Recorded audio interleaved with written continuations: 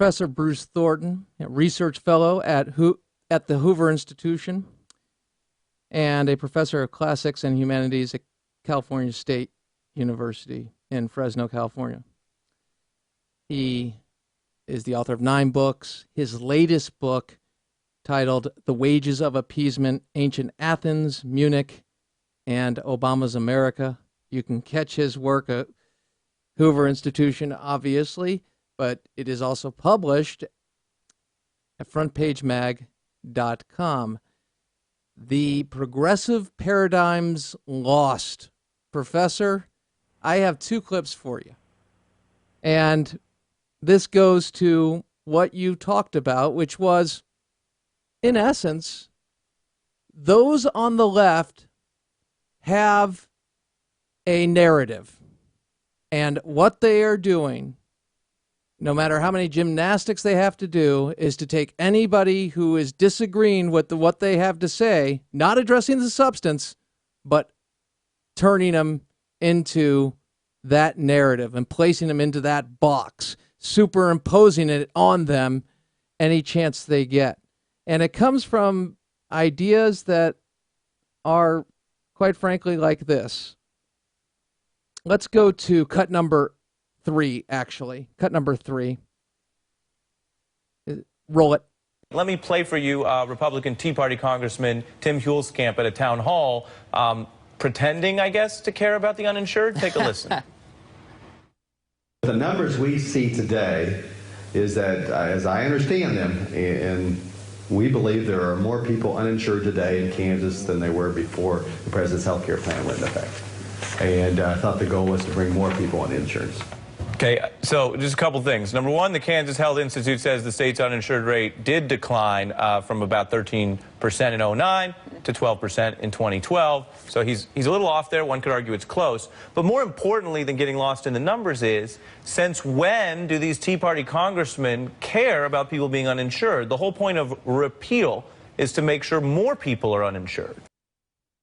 Quote, the progressive mind functions in terms of fossilized paradigms into which every crisis and problem are fitted, no matter how many qualifying or contradictory facts are left behind. These paradigms are part of a worldview, a picture of human existence that gives it coherence and meaning, a narrative that gives people an identity and a morality. With these paradigms, we can sort out the good from the bad, the saved from the damned, the political goals we should pursue, the ones we should avoid, and who gets the power to decide. Now, Professor, I only read that to make the point that you can apply that to what we spoke of in the intro, and you did it so well in your article. But the idea is here, hey, if you don't support Obamacare, well, we really know you don't care about people. Professor? Oh, well, thanks for having me on again, Crane. Love having you on. Thank you. You know, I think once we looked at, you know, the liberal, the leftist, progressive, whatever you want to call them, you know, one of the things that troubles a lot of conservatives is, you know, generally conservatives, when they hear something they disagree with, they want to argue, in a sense that they want to, you know, discuss what's the basis of it. The other side wants to demonize, and that's always kind of puzzling to people. And once you see that they are invested in their point of view because it places them in a kind of flattering position in this worldview. And that's what makes it sort of like, I won't say religion, that dignifies it, a pseudo-religion or more like a cult sort of mentality, that we are part of the saved. The truth has been revealed to us. Those who dispute are not disagreeing over issues that there's, you know, a lot of disagreement about. They are evil. They are damned. And I think that explains why, you know, so many on that side resort to such ad hominem attacks. Mm-hmm. And, Professor, throughout the article, you identify, we've gone over the wage myth, and I did an entire half hour, quite frankly, this week on Elizabeth Warren's coverage. They did a 4 minutes on the ABC News World News Tonight, ABC News, 4 minutes on a half-hour program. Maybe it's an hour program, but I think it's a half-hour program, and they dedicated 4 minutes. That's a lot of real estate. And they didn't question her economics. They didn't question her reckless statements of saying things were fixed. They didn't go back and talk about how she lied. They didn't address any of that. They were all talking about the would-be president potential if she ran. And I'm thinking to myself, this is how we ended up with President Obama. Are we seeing it all over again, not only with Elizabeth Warren, but also with Hillary Clinton? Yeah, Grain, though, I still think, and I may be proven wrong, but I'm remembering now, having followed, the Clintons right from the beginning all the way through. I'm not sure it's going to be that easy for Hillary Clinton. Not, having to do with ideologies so much as I think they are seen by many on their own side as opportunists, as not fully committed to, the cause of the progressives because they are opportunists. Remember, Bill Clinton did something that nobody would ever have guessed a Democrat to do, which is to sign welfare reform in the 90s. That was huge. So I think she's tainted with this, sense that, like Bill, he's a triangulator. Remember that phrase that described Clinton's politics, tacking left, tacking right when necessary. And I don't think she's liked, and I don't think the Clintons are liked by many in their own party. Now, they may gather together and hold their nose and put her through anyway.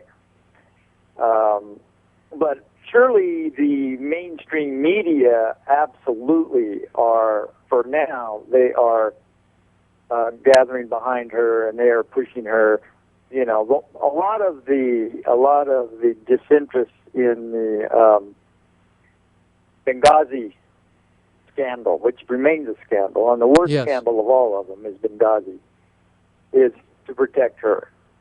So I'm sure you'll see that, but I wouldn't be surprised if the first opportunity to turn on Hillary, that a lot of even the liberal media wouldn't do it.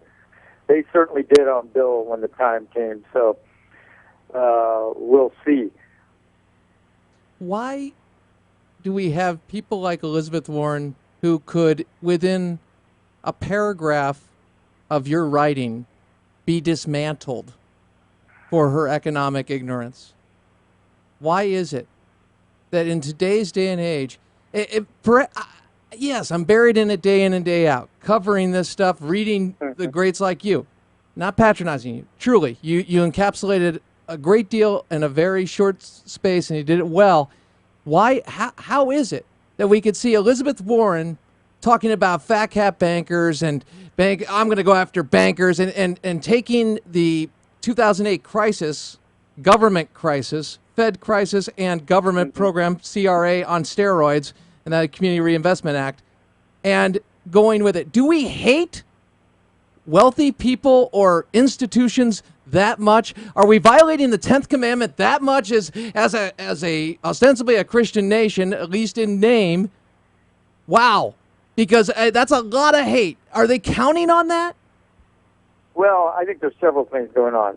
Let's not underestimate just how badly educated a lot of the people in the media are, and a lot of people, that end up in high office. I mean, this administration, I haven't seen anybody in this administration say anything to suggest they understand how capitalism works and how it is developed. Most of the income inequality complaining, it's like they have a medieval view of wealth as a fixed amount of land or gold or timber or herds or whatever that you can only divide them up so many ways. So if one person has a lot, the other person doesn't have as much. Either they know better than that and they're just being duplicitous, which I belief. It might be the case, but a lot of it is they just don't have the knowledge. They don't have the knowledge of history. They don't have, they don't even have knowledge of geography. Right. So let's not underestimate how the decline in public education has done its work over the last 30, 40 years in just not training even people who graduate from supposedly top-rate universities, how badly educated they are. I think the second point is we're back to the earlier issue, that for a lot of people who no longer have a genuine religious faith, politics and ideology becomes their substitute faith. So, again, they have a narrative. The narrative is very dear to them. It creates the meaning of who they think they are. And when they hear it repeated, they assent to it. When we go to church, right, on Sunday morning or whenever we go, we don't stand up and start arguing with the preacher when he starts talking about, the need for redemption through Christ. Right. We wouldn't be there if we didn't believe that. It's the same for them. They just hear this and, oh, yeah, that's right. And then the third issue, getting back to your point a bit earlier about how can they not know? I mean, there's all this evidence out there. With the Internet now, anybody can get the economic data from the CBO, from the OECD, from all these various organizations. All this data from the IRS, this is all online. You can access it in a few seconds, and you can get the evidence. But there's something called confirmation bias that everybody is kind of subject to, and it takes a big effort to overcome this. That's to look for only the evidence that supports the position you already have. And I'll give you not our topic today, but let me give you the greatest current example. That is climate change or global warming.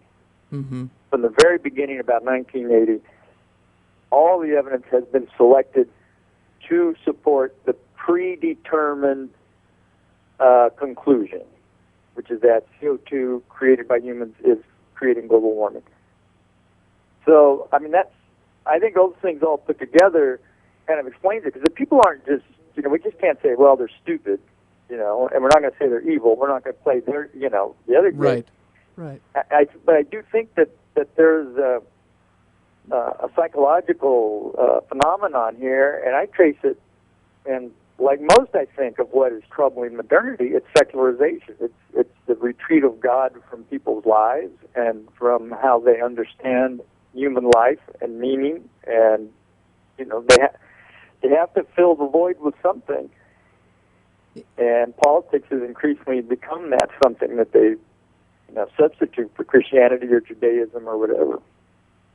But as you've pointed out time and time again, we look at, for our country, it's a Judeo-Christian foundation, a recognition of our nature, a recognition of God, and as creator, as giving us our rights, the government, we loan those rights of protection to.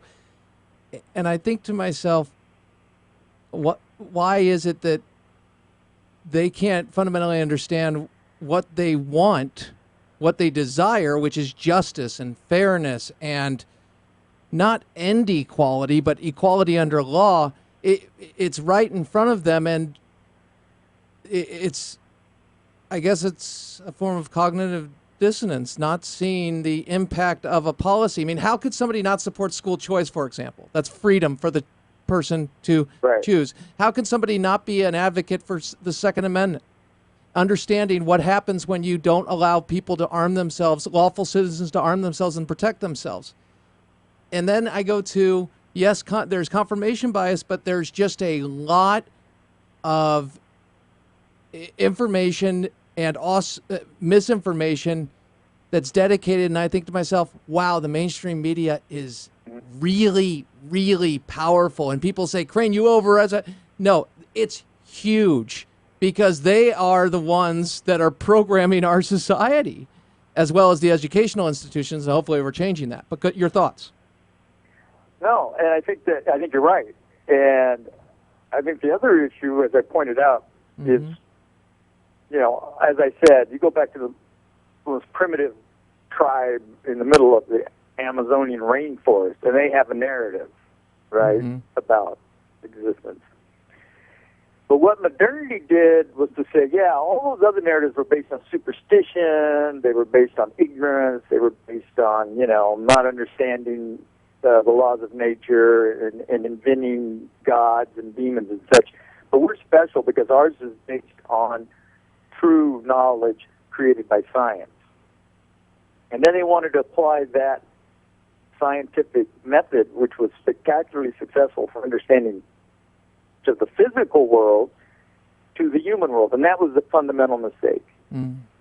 Because humans can't be understood by the laws of nature because we're not things. Right? Now they say we're not objects. Oh, yeah, we are. No, we're not objects. We're not objects.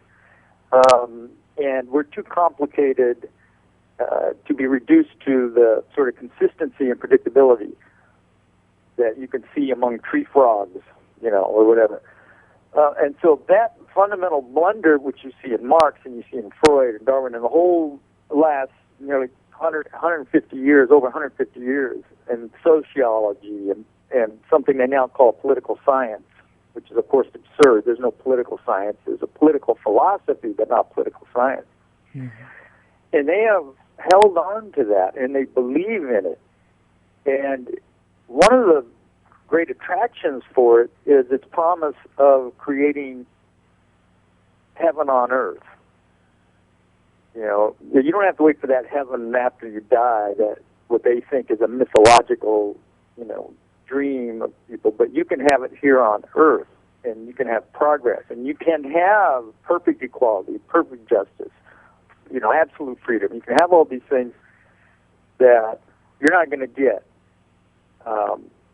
And so, they cling to that, and then they dress up what are these basically philosophical or religious kinds of arguments, bad ones.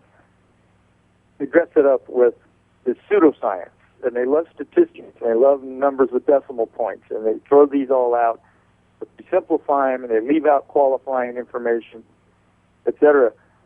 But once they put it out there, well, 77 women only make 77% of what men make. Now that's a bogus statistic. Totally bogus. Yeah, of course it is. It's like saying 3 out of 4 dentists recommend Crest. Yeah. Well, sure. Yeah. 4 dentists who work for the Crest company, you ask them, right, and 3 of them say, yeah, sure.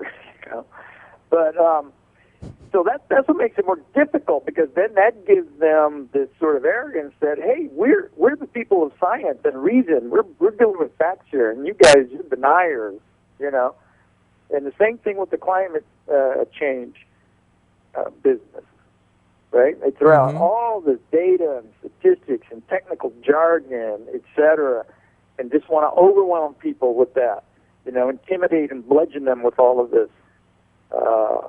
And, the average person, I'm fortunate, I get to do this for a living. I get to spend every day reading and reading and reading and picking these things apart, Right.